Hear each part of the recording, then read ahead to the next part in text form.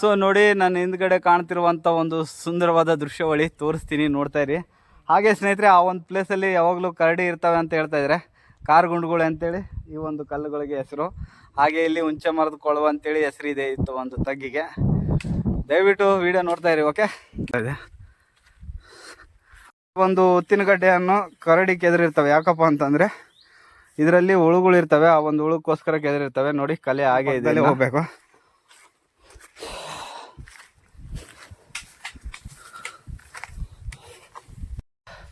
So ಸ್ನೇಹಿತರೆ, ಕರಡಿ ಬೆಟ್ಟದಲ್ಲಿ ಅಂದರೆ ಅಣಬೆ ಹುಡ್ಕೊಂಡು ಬಂದಿದ್ದೀವಿ, ನೋಡ್ತಾ ಇರ್ಬೋದು.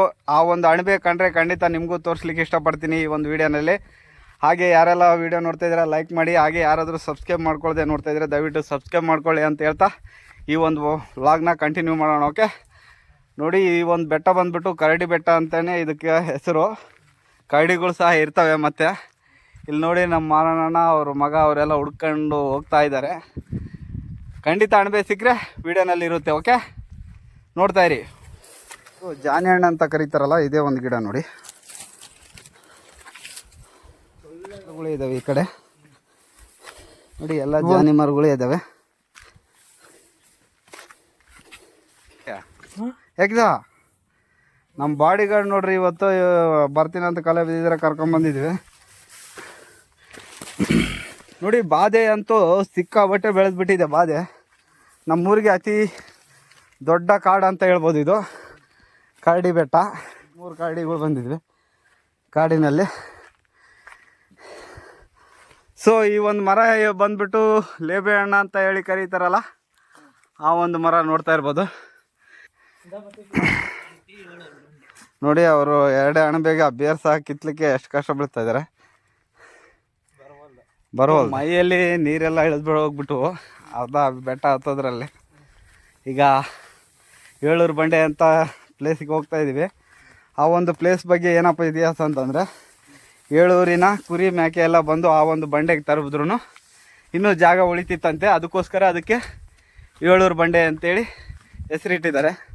ಆ ಒಂದು ಜಾಗಕ್ಕೆ ಹೋಗ್ತಾ ಇದ್ವಿ. ಅಣಬೆ ಎದ್ದಿದವಂಗೆ ನೋಡೋಣ ಅಂಥೇಳಿ, ಯಾವಾಗಲೂ ಎದ್ದಾಳ್ತಿದ್ವು ಅಂತ ಹೇಳ್ತಾ ಇದ್ದಾರೆ. ಅದಕ್ಕೋಸ್ಕರ ನೋಡಿ, ನಮ್ಮ ಮಾರಣ್ಣವ್ರು ಹೋಗ್ತಾ ಇದ್ದಾರೆ. ಈ ಕಡೆ ನಮ್ಮ ಪೈಲ್ವಾನ್ ಮುತ್ತಣ್ಣವರು ಹೋಗ್ತಾ ಇದ್ದಾರೆ. ನೋಡಿ, ಕಾಡು ಮಾತ್ರ ಅಲ್ಲಿ ನೋಡಿ, ದೊಡ್ಡ ದೊಡ್ಡ ಕಲ್ಲು ಬಂಡೆಗಳಿರುವಂಥ ಕಾಡು. ಅಣಬೆ ಅಂತೂ ಇದುವರೆಗೆ ಎಲ್ಲೂ ಸಿಕ್ಕಿಲ್ಲ. ಸಿಗ್ತವೆ, ವೇಟ್ ಮಾಡಬೇಕಷ್ಟೆ. ಅದೃಷ್ಟ ಇದ್ದರೆ ಸಿಗ್ತವೆ, ಅದೃಷ್ಟ ಇಲ್ಲಾಂದರೆ ಸಿಗಲ್ಲ. ನಾನು ಯಾವಾಗೋ ಬರೋದಕ್ಕೆ ತುಂಬ ಆಯಾಸ ಆಗ್ತಾಯಿದೆ. ನಮ್ಮ ಮುತ್ತಣ್ಣ ಹಂಗೆ ಏರ್ತಾ ಇದ್ದಾನ ನೋಡಿ. ಬಾಧೆ ಅಂತೂ ಸಿಕ್ಕಾಬಟ್ಟೆ ಬಾಧೆ ಇದೆ. ಸೊ ತುಂಬ ಅಲ್ಲಿ ನೋಡಿ, ಕಲ್ಲು ಎಷ್ಟು ಡಿಫ್ರೆಂಟಾಗಿ ಕಾಣ್ತಾ ಇದೆಯಲ್ಲ. ಪ್ರಕೃತಿ ನಿಯಮ ನಿಜವಾಗ್ಲೂ ಸಖತ್ತಾಗಿರ್ತದೆ. ಒಂದೇ ಒಂದಾದ ಸ್ಟೈಲ್ ಇರ್ತದೆ. ಅಣಬೆ ಇಲ್ಲ ಸಿಕ್ತಾ ಕಿತ್ಕೇನೆ ಮೇಯಾಗಿ ಸೂಪ್ಕೊಂಡ್ನట్లు ಪಡ್ದಮ್ಮ. ಇದ್ರ ದಿಕ್ಕು ಪಡ್ದಮ್ಮ, ಇದ್ರ ದಿಕ್ಕು ಪಡ್ದಮ್ಮ. ಹಾಂ, ಏಣ ಏಳೂರು ಬಂಡೆ ಅಂಬೋದೆಲ್ಲ ಐತಣ್ಣ. ಸೊ ಈಗ ಆ ಒಂದು 7 ಬಂಡೆ ಕಟ್ಗೆಯಲ್ಲೇ ಎದ್ದಿದ್ದಾವೆ. ಹಾಂ, ಬಟ್ ಇವು ನಾವು ತಿನ್ನುವಂಥ ಅಣಬೆ ಅಲ್ಲ, ವೇಸ್ಟ್ ಅಣಬೆ ಇವೆಲ್ಲ. ಅಣಬೆಲ್ ಮಾನವಗಾದ ನೆಮ್ಮದಿ ನೋಡಿ. ಇದೊಂಥರ ಕಲರ್ ಅಣಬೆ, ಡಿಫ್ರೆಂಟ್ ಕಲರ್ ಇದೆ ನೋಡಿ. ಇಂಥವೆಲ್ಲ ತಿನ್ನೋ ಆಗಿಲ್ಲ, ಒಂಥರ ವೇಸ್ಟ್ ಅಣಬೆ ಅಂತೇಳಿ.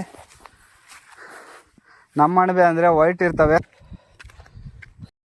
ಸೊ ಸ್ನೇಹಿತರೆ, ನಾನೀಗ ಹೇಳ್ತಿರುವ ಬಂಡೆ ಏಳೂರು ಬಂಡೆ ಎಂದು ಈ ಒಂದು ಬಂಡೆಗೆ ಹೆಸರು. ಈ ಒಂದು ಹೆಸರು ಹೇಗೆ ಬಂತಪ್ಪ ಅಂತಂದರೆ, ಏಳೂರಿನ ಕುರಿ ಮೇಕೆಯವರು ಎಲ್ಲ ಬಂದುಬಿಟ್ಟು ಮಧ್ಯಾಹ್ನ ಟೈಮಲ್ಲಿ ಈ ಒಂದು ಬಂಡೆಯ ಮೇಲೆ ಕುರಿ ಮೇಕೆನೆಲ್ಲ ತರಬಿದ್ರು ಇನ್ನೂ ಜಾಗ ಉಳಿತಿತ್ತಂತೆ. ಅಷ್ಟು ದೊಡ್ಡ ಬಂಡೆ ಆಗಿರೋದ್ರಿಂದ ಇದಕ್ಕೆ ಏಳೂರು ಬಂಡೆ ಅಂತೇಳಿ ಕರೀತಾರೆ. ಇದು ಸಂತೆಗುಡ್ಡದ ಹತ್ರ ಇರುವಂಥ ಮಲ್ಲೇರಿವಿ, ಹಾಗೆ ಸಂತೆಗುಡ್ಡ ಮಧ್ಯದಲ್ಲಿರುವಂಥ ಕರಡಿ ಬೆಟ್ಟದಲ್ಲಿ ಈ ಒಂದು ಬಂಡೆ ಸಿಗುತ್ತೆ ಸ್ನೇಹಿತರೆ. ಈ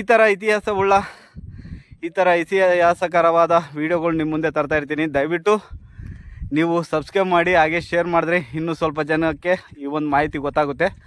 ಅದಕ್ಕೋಸ್ಕರ ಯಾರೆಲ್ಲ ಹೊಸ್ದಾಗಿ ವೀಡಿಯೋ ನೋಡ್ತಾ ಇದ್ದೀರಾ ದಯವಿಟ್ಟು ಸಬ್ಸ್ಕ್ರೈಬ್ ಮಾಡ್ಕೊಳ್ಳಿ, ಹಾಗೆ ಶೇರ್ ಮಾಡಿ. ಯಾರು ಒಂದು ಕಟ್ಟಿಗೆ ಕಡ್ದಾಕಿದ್ರು ಕುರಿ ಮೇಕೆರು, ಅದನ್ನು ತೊಗೊಂಡಿದ್ದೀನಿ ಇರಲಿ ಸೇಫ್ಟಿಗೆ ಅಂತೇಳಿ.